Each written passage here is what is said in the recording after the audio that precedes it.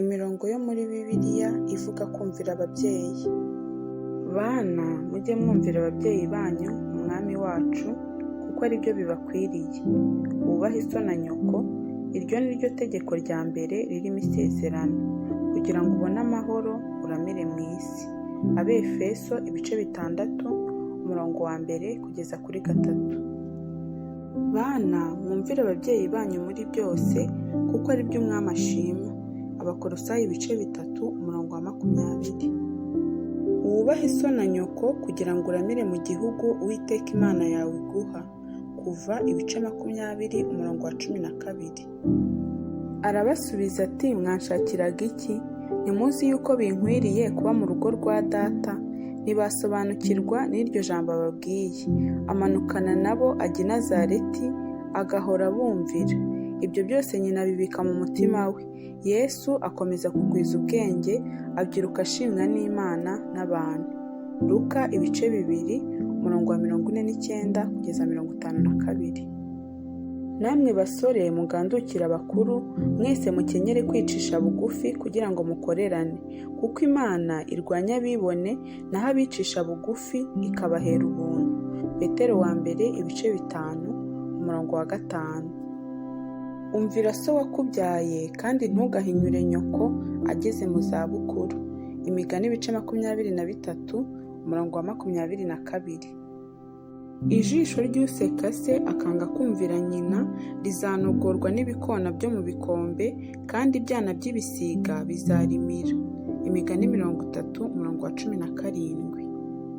Mwana wanjye, ntukibagirwe ibyigisho byanjye, ahubwo umutima wawe ukomeze amategeko yanjye, kuko bizakungurira imyaka myinshi y'ubugingo bwawe, ukazarama ndetse ukagira n'amahoro. Imbabazi n'umurava bye kukuvaho, ubyambare mu ijosi, ubyandike ku nkingi z'umutima wawe. Imigani 3:1-3. Mwana wanjye, komeza icyo so yagutegetse, kandi we kureka icyo nyoko yakwigishije. Imigani 6:20. Umwana ufite ubwenge yemera icyo se amwigisha, ariko umukobanyi ntiyemera guhanwa. Imigani 13:1. Kuko Imana yavuze iti, wubahe so na nyoko, kandi iti, ututse se cyangwa nyina bamwice. Matayo 15:4. Uvuma se cyangwa nyina, ururimi rwe ruzazimira mu mwijima w'icuraburindi. Imigani 20:20. Uvumye se cyangwa nyina ntakabure kwicwa. Kuva 21:17. Umuntu wese uvuma se cyangwa nyina ntakabure kwicwa, kuko avumye se cyangwa nyina. Urubanza rw'amaraso ye niwe ruzahama. Abalewi 20:9. Umuntu nagira umuhungu unaniranye w'umugome utumvira se na nyina, agakomeza kutabumvira naho bamuhanishije ibihano, se na nyina bamufate bamushyire abakuru b'umudugudu wabo mu marembo yawo.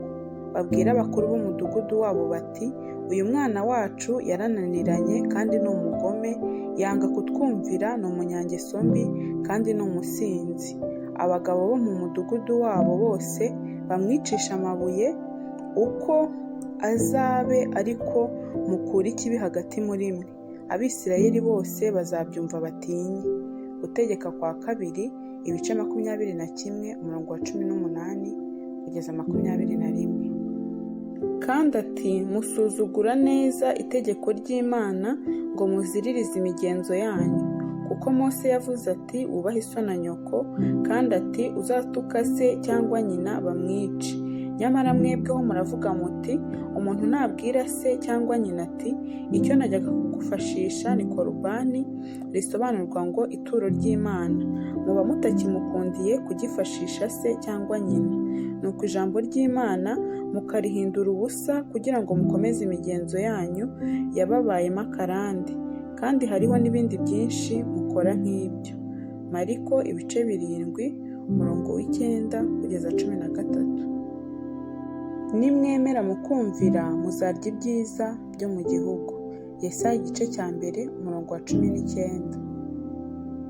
Samweli aramusubiza ati, Mbese Uwiteka yishimira ibitambo byoswa n'ibindi bitambo kuruta uko yakwishimira umwumviye?